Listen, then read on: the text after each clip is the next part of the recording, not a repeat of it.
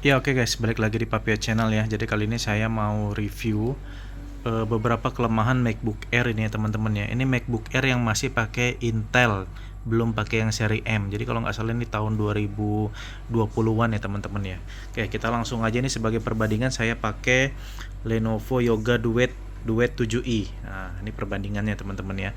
Jadi kelemahan di tahun 2024 ini pertama tentu kameranya teman-teman ya. Ini kalau kalian bisa lihat, ini udah di settingan standar ya, nggak ada yang pakai enhancement, pokoknya settingan video standar. Kalian bisa lihat nih, yang ini nih kameranya MacBook nih, ngeblur. Sedangkan yang ini kameranya Lenovo. Nih ya, kalau kalian mau lihat ya, yang atas ini MacBook, yang bawah ini Lenovo yang ini.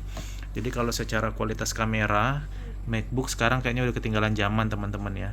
Semoga ini bisa jadi pertimbangan kalian mungkin buat anak kuliahan, anak kantoran yang masih mau cari MacBook Air yang masih Intel untuk kerja maupun kuliah. Nah, saya saranin cari laptop Windows saja di harga belasan juta. Kalian bisa dapet kamera yang lebih jernih. BTW ini laptopnya yang harga 20 juta ya. Yang Lenovo Yoga Duet 7e ini MacBook Air-nya kalau nggak salah harganya sekitar 14-15 juta ini guys waktu beli.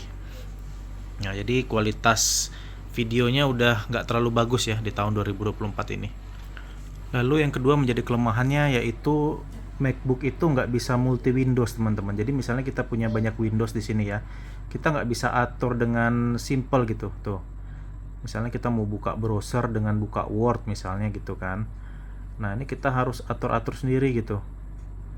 Harus kita atur sendiri, kita pas-pasin sendiri. Jadi nggak ada menu simpelnya gitu ya tuh. Sedangkan kalau misalnya kalian pada Windows ini bisa menu simple guys. Kalian tinggal klik ke atas, kalian mau bagi kayak gimana nih kan. Tuh. Tuh langsung enak gitu ngebagi Windowsnya. Atau mau bagi seperti apa, misalnya mau bagi 3 gitu kan. Tuh. Lebih simple teman-teman. Misalnya kita bisa kerja di multi Windows dengan gampang. Sedangkan kalau di MacBook tuh nggak bisa, kita harus atur-atur sendiri gitu ya. Lebarnya seperti apa, tingginya seperti apa. Jadi betul-betul agak susah ini guys kalau mau ngatur kerja di multi Windows. Nah, kelemahan selanjutnya adalah di MacBook ini ada Bluetooth teman-teman, tapi nggak tahu ya Bluetoothnya ini nggak bisa menerima file teman-teman. Jadi kita nggak bisa menerima file dari HP Android gitu, misalnya kita mau kirim ke MacBook tuh nggak bisa. Jadi mau nggak mau MacBook tuh harus pakai AirDrop ya, sesama iPhone bisanya. Sedangkan kalau di Windows itu kita bisa kirim file melalui Bluetooth teman-teman. Nah ini yang kelemahan MacBook ya salah satunya ya. Kita dipaksa pakai iPhone untuk kirim pakai AirDrop teman-teman. Nggak bisa pakai Bluetooth.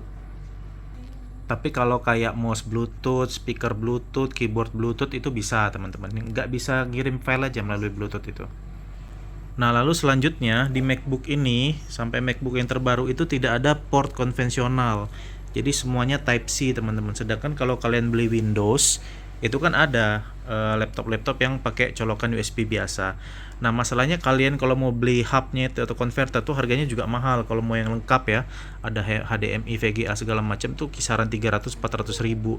Jadi MacBook kalian tuh nggak bisa langsung dipakai untuk kuliah. Kalian harus beli adapternya lagi yang harganya 300-400 ribuan untuk presentasi, untuk nyolok flash disk dan segala macam. Jadi tidak terlalu praktis, guys. Lalu selanjutnya MacBook itu tidak ada touchscreen ya.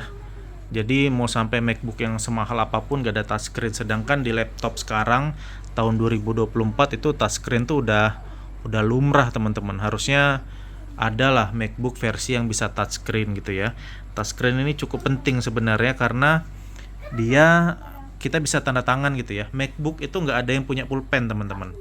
Jadi kita nggak bisa tanda tangan. Sedangkan kalau Windows itu banyak yang seri punya pulpen seperti ini kan, karena dia touchscreen juga. Nah ini berguna kalau misalnya kalian anak kuliahan atau kerja anak kantoran, mau tanda tangan file, tanda tangan apa segala macam, nyatet di MacBook kalian nggak bisa coret-coret pakai pulpen teman-teman. Sedangkan di Windows kalian bisa ada pilihan laptop yang touchscreen dan pakai pulpen.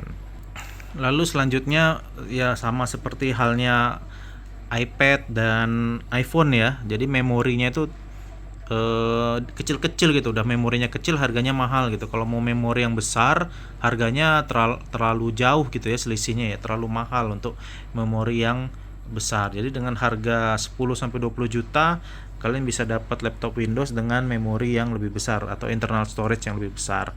Dan satu lagi yang menurut saya kenapa pakai MacBook itu sulit adalah ini pengalaman saya sendiri ya. Jadi saya itu ada pakai aplikasi ya buatan pemerintah lah, buatan pemerintah dari Kementerian Kesehatan, yang mana aplikasi itu tidak bisa diinstal di MacBook dan hanya bisa diinstal di Windows. Nah, itu juga menjadi pertimbangan saya kenapa MacBook ini tidak cocok untuk semua kalangan.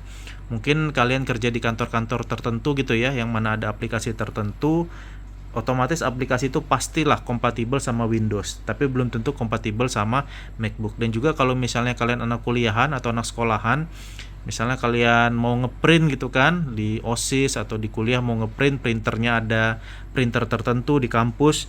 Nah, tidak semua printer itu bisa diinstal di Apple, di MacBook. Nah, itu juga kesulitan nih buat kalian yang mau ngeprint atau mau nyeken atau ada hardware lain gitu ya yang mesti diinstal.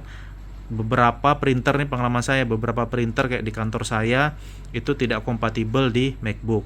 Sedangkan kalau printer itu sudah pastilah kompatibel di seluruh Windows. Nah, itu juga menjadi perlu kalian pertimbangkan gitu ya buat anak kuliahan yang mau minta MacBook sama orang tuanya. Perhatiin itu. Pas mau ngeprint, pastiin printernya bisa diinstal. Atau ada aplikasi-aplikasi kampus yang ya udah pasti bisa di Windows tapi belum tentu bisa di MacBook gitu kan teman-teman ya. Atau misalnya kalian mau tanda tangan digital, ya lebih baik pilih laptop Windows yang ada variasi touchscreen dan pennya. Sedangkan kalau di MacBook ini yang nggak ada teman-teman, belum ada MacBook yang touchscreen. Ya mungkin itu aja ya teman-teman ya, kelemahan MacBook Air yang seri Intel ini di tahun 2024 yang saya rasakan. Semoga bisa menjadi pertimbangan lah buat kalian anak kuliahan atau anak kantoran yang mau beli MacBook, diperhatikan hal-hal tersebut. Demikian saja, terima kasih sudah menonton Papio Channel. Dan satu lagi mungkin tadi kelewatan, semua seri MacBook itu ya laptopnya konvensional aja teman-teman, berbentuk kebuka gini aja, standar gitu kan.